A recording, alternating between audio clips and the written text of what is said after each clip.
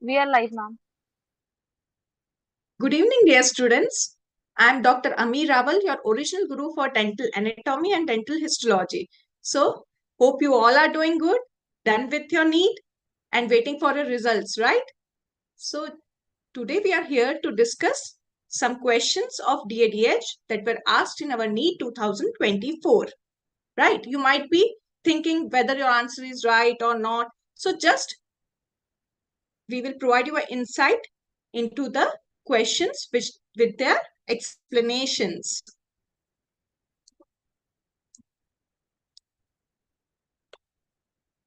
So first question was from our dental histology topic, oral mucous membrane.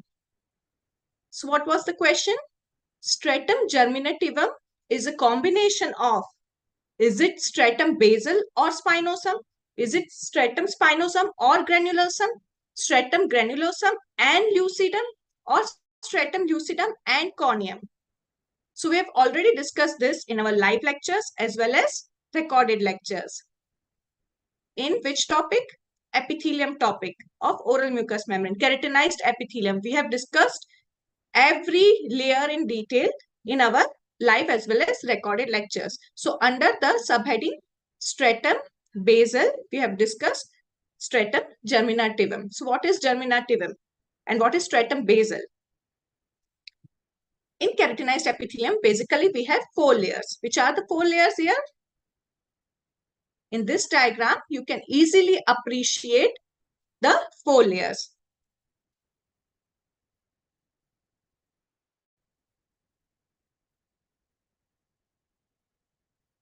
This is stratum basal, then this is stratum spinosum.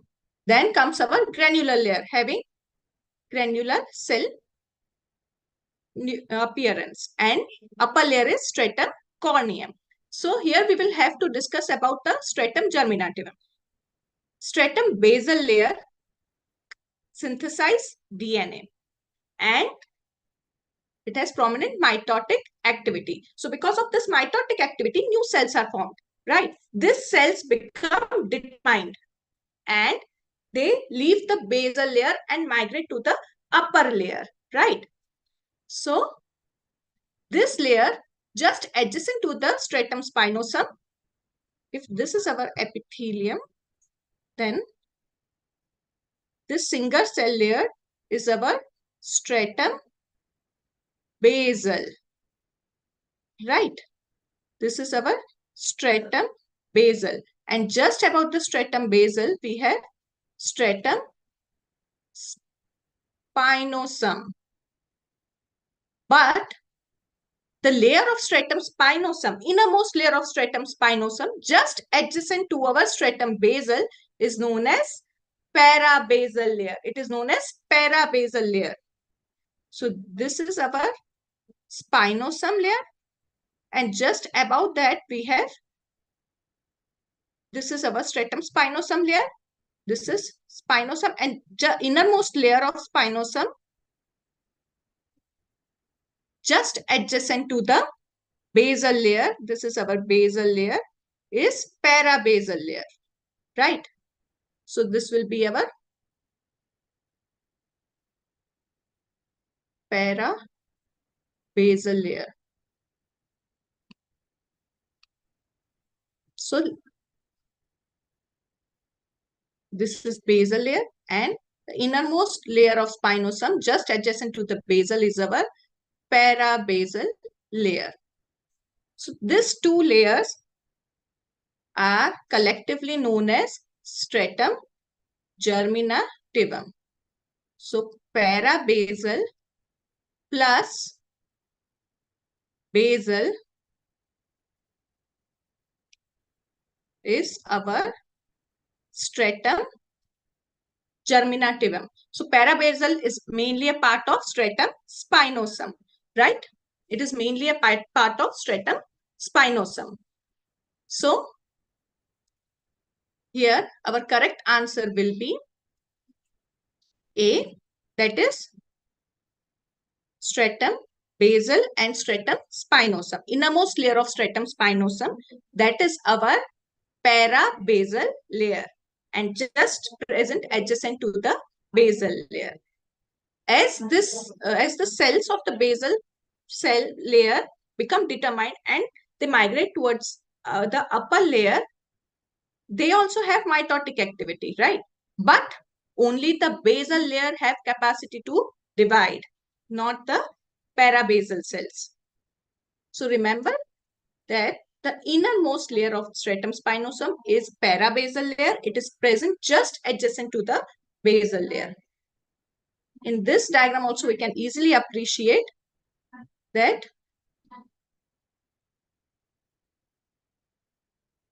here these two layers collectively are basal layer. Okay. Basal and parabasal together are formed stratum germinativum.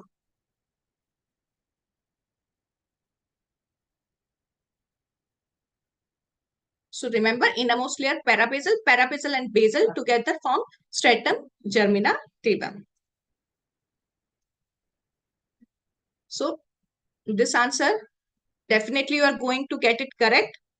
It is very scoring. DADH is really a very scoring subject. Now coming to identify the age of the patient according to the OPG given below. So this OPG also we have discussed in our live class as well as recorded class, even in our final lab and in our many test series questions also, we have gone through this type of OPGs, right? So this also, how will you determine the age of the patient from this OPG? Based on the last tooth to erupt. Based on the last tooth to erupt. So here we can see the tooth jumps, right? Tooth jumps for permanent teeth. Only the permanent teeth present here is, here we have permanent first molar. Here also we have permanent first molar in maxillary as well as mandibular arch. Permanent first molar and permanent first molar, right? So permanent first molar are obviously present here, right? But what will happen next? We have central incisor also, mandibular central incisor. Here we can see this is mandibular central incisor, but lateral incisor, they are yet to erupt. So based on the time of eruption of mandibular central incisor, we will determine the age of the patient. Always remember that in this OPG, the last tooth to erupt is our answer. So we have first molar as well as mandibular central incisor. And what is the eruption time of molar and central incisor? 6 to 7 years. Here we can see from this chart, we have already discussed this, that you should be thorough with the chronology portion, right? Chronology of permanent as well as deciduous teeth. It is very important. This table should be by heart. So if we see here,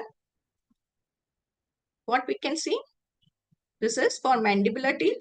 6 to 7 years is for our mandibular teeth, eruption time for our mandibular teeth. And 6 to 7 is for eruption of molars also. So here the correct answer is 6 to 7 years. It is 6 to 7 years. Right? Okay. Then coming to the next question. Exfoliation sequence of maxillary teeth. So it is given A, B, C, D, E. From this only we can say that it is exfoliation sequence for deciduous teeth, right? So what will be the exfoliation sequence for deciduous teeth? Exfoliation meaning shedding of our primary teeth. So, but not mandibular. They are asking maxillary teeth. In this chart, we can easily appreciate that central incisor shed at 6 to 7 years. Right? Lateral 7 to 8 years. Canine 10 to 12 years. First molar 9 to 11 and second molar is 10 to 12, right? So what will happen here next?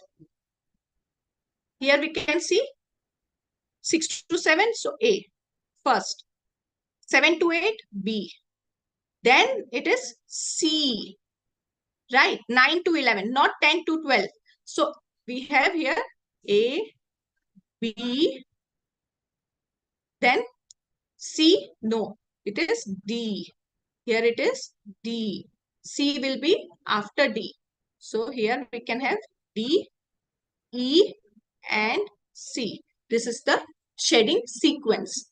Because we have A, that is central incisor 6 to 7, B, lateral incisor 7 to 8. Then coming to canine, it is 10 to 12. So no, it will come afterwards. It is shed afterwards. D, 9 to 11.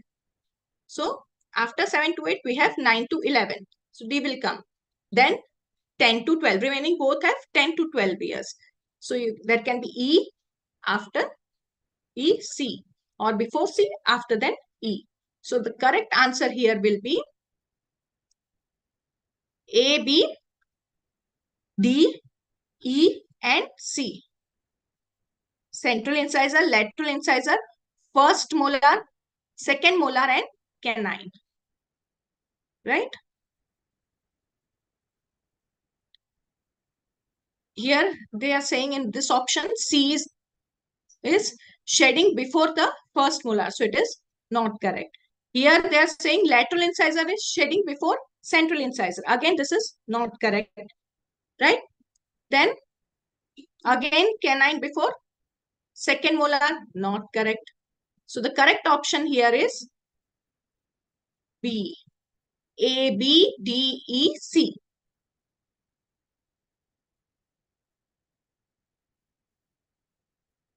Now coming to the fourth question. Cemental repair to re-establish the root outline is known as, we have discussed this also in our lectures, right? So is it three functions of cementum? Anchorage, adaptation, and repair. Again, repair, there are two types of repair, anatomic repair and functional repair. For cementum, we have two types of repair. Anatomic and functional.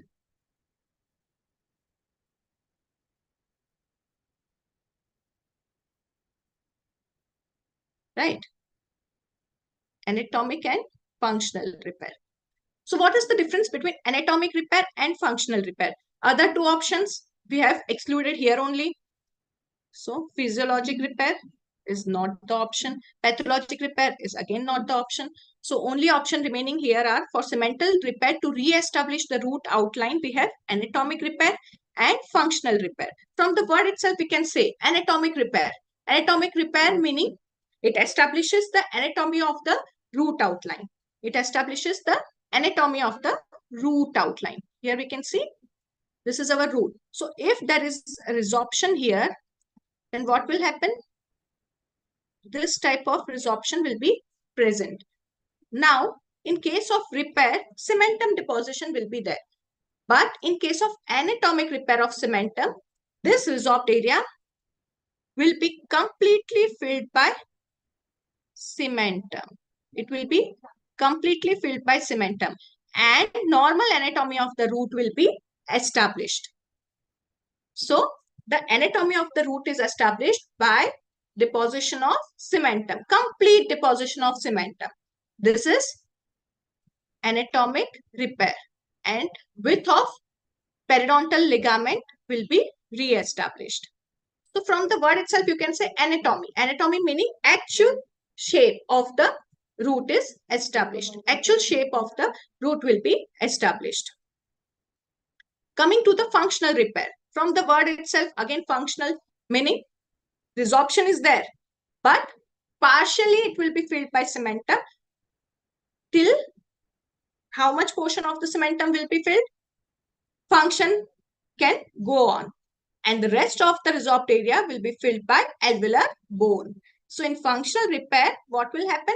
Partial deposition of cementum will be there to re-establish the function only, not the anatomy, not the root outline, not the re-establishment of the root outline will be there here. So cemental repair to re-establish the root outline. So root outline is again re-establishing in which repair? Anatomic or functional?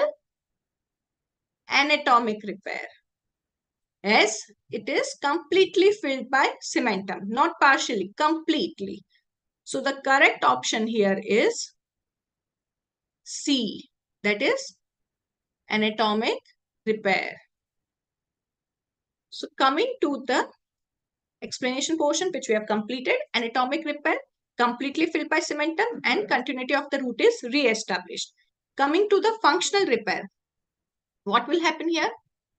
Partial filling of the resorbed area with cementum and remaining portion will be filled by alveolar bone to re-establish the function.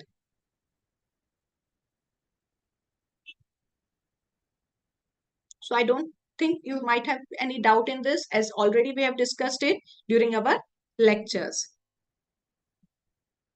Very expected questions you are getting in DADH always. This also we have in our question bank, we had in our test series, we had in our final lab, right? Again, it is an image-based question. So we have already discussed during our recall sections as well as during our important questions for NEET. During our series for important questions for NEET also, we have discussed this question. So, is it a transverse ridge? Is it a buccal ridge? Is it an oblique ridge? Or is it a marginal ridge? It is not a marginal ridge because it might be present at the margins, mesial marginal ridge, distal marginal ridge. It is not a buccal ridge. It is not present on the buccal surface. It is seen on the occlusal surface. So, both these options are not correct. Coming to transverse ridge is mainly formed by convergence of what? Triangular ridges of buccal and lingual cusps. Buccal and lingual cusp here. We can see this will be the transverse ridge. Triangular ridge of buccal and lingual cusp. Mesiobuccal and mesolingual.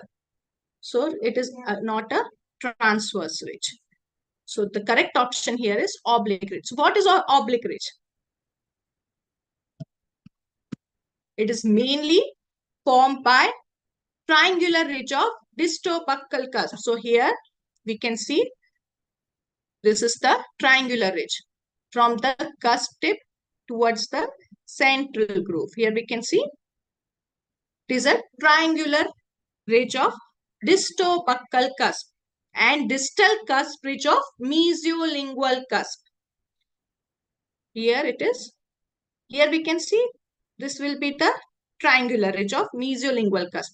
So if both the triangular ridges were combining, it might be transverse ridge, but it is not transverse ridge. This is the triangular ridge here. And this is the mesial cusp ridge. And this is the distal cusp ridge. Right. So this is the distal cusp ridge. So the triangular ridge of distobuccal cusp and distal cusp ridge of mesolingual cusp. So oblique ridge is mainly the union of triangular ridge of distobuccal cusp. This is the distobuccal cusp.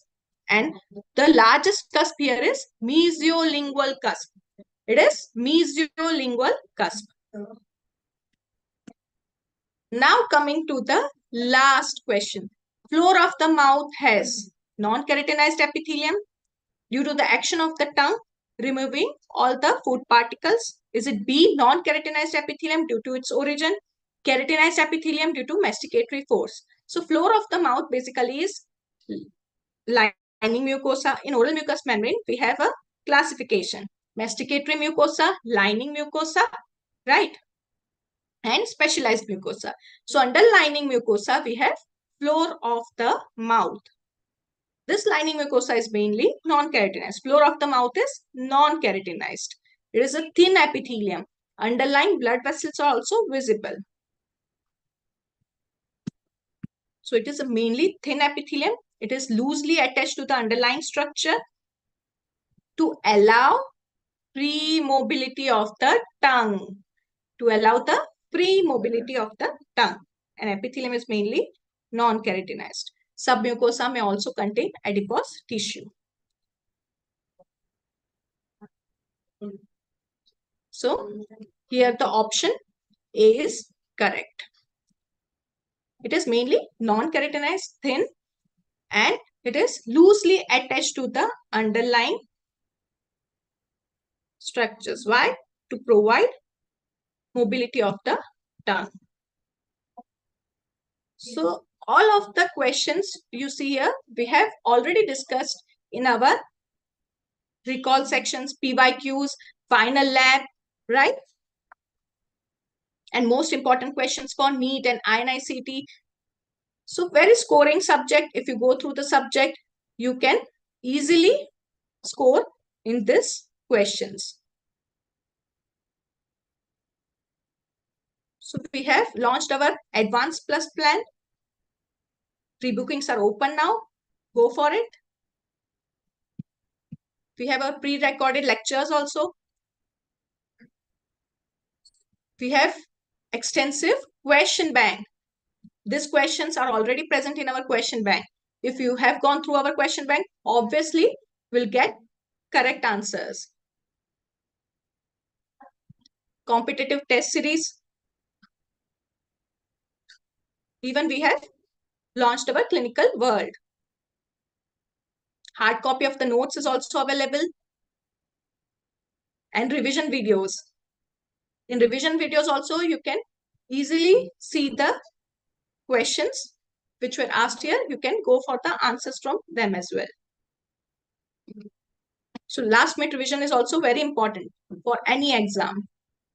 Daily mentorship by Dr. Himani. So don't settle for less. Pre-book now.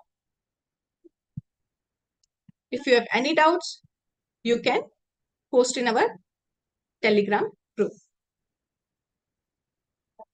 So we had a minimum of 6 questions, basic questions, and very easy questions.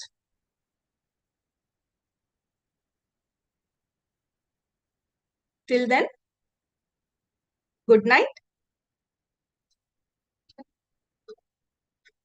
and all the best.